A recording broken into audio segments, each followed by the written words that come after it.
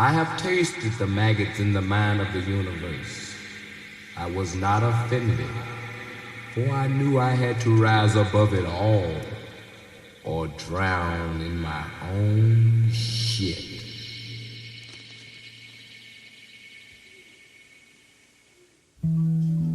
Sometimes, as a thought exercise, I meditate on the concept of hell.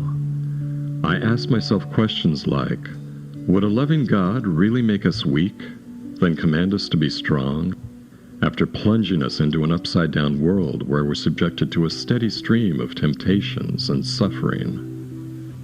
A world where innocence is exploited and sociopathy is rewarded, as if we're all spiritual toddlers watched over by a satanic babysitter. There is no earthly power but Satan.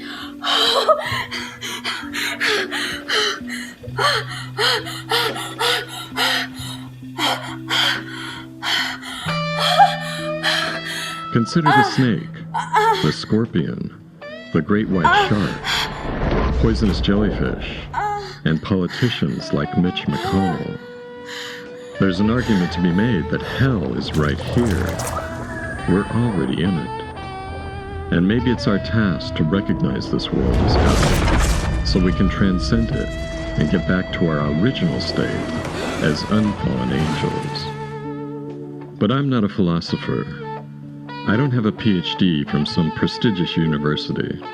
You won't find me on television telling you what to think like some self-important pundit. I'm just a guy who's lived and worked in New York City for over 20 years. In most ways, I'm like anyone else, aside from the fact that I write novels and make documentaries that are consistently shadow banned on YouTube.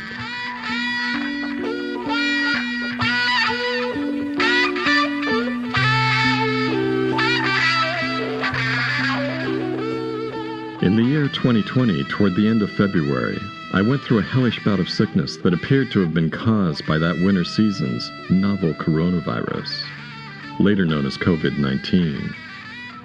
It went for my lungs first. I had trouble breathing. My chest felt compressed. I was often dizzy, as if suffering from a lack of oxygen. My sense of smell went out of whack. I started getting fevers every afternoon that spiked higher and higher each day, until finally, I got into bed one night shaking from the chills. A few hours later, I broke a sweat that drenched the sheets, and then I fell into a deep sleep.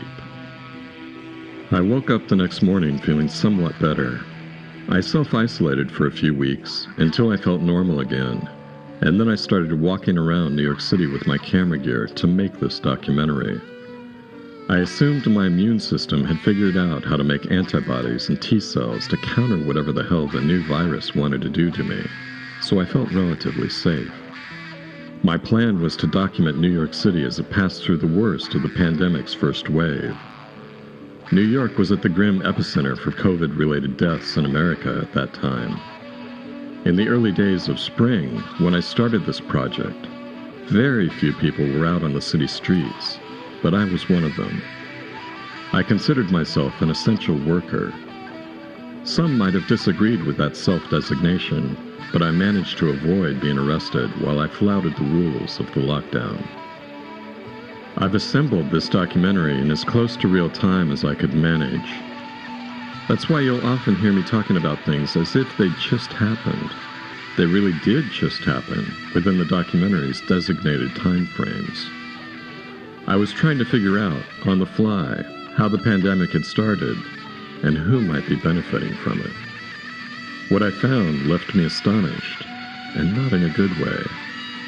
It now seems clear to me that the 2020 pandemic was being used by a parasitic and obscenely wealthy predator class to plunder this country, along with most other countries around the world.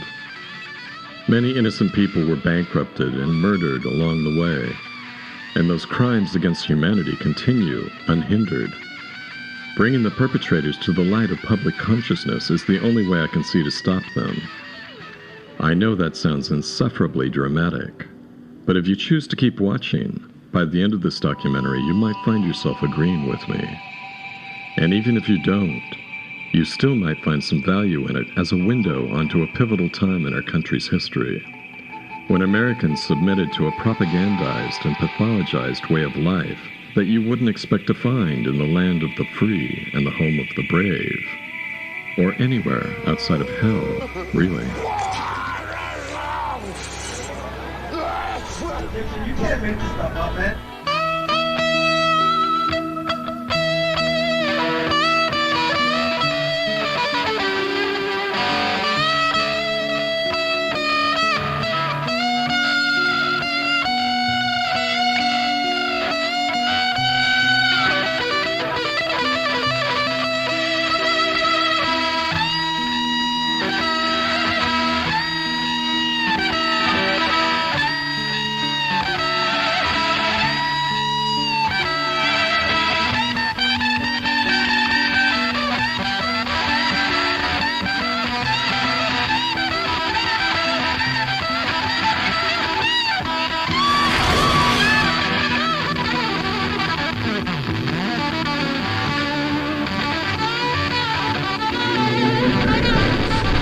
The goal here is not for pharmaceutical companies to make money or for Bill Gates to make money.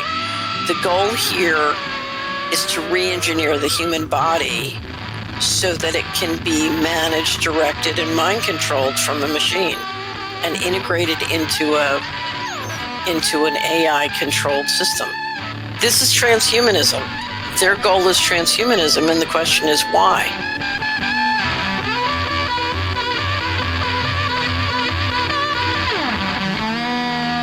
Historians are accustomed to marking and dating ruptures and shipwrecks. But how can we testify to a world that is going to ruin with eyes blindfolded and face covered, to a republic that collapses without its sanity or pride, in objection and fear? The blindness is all the more desperate because the castaways pretend they govern their own shipwreck and swear that everything can be controlled technically, that there is no need for a new god or a new sky. Only regulations, experts and doctors, panic and deceit.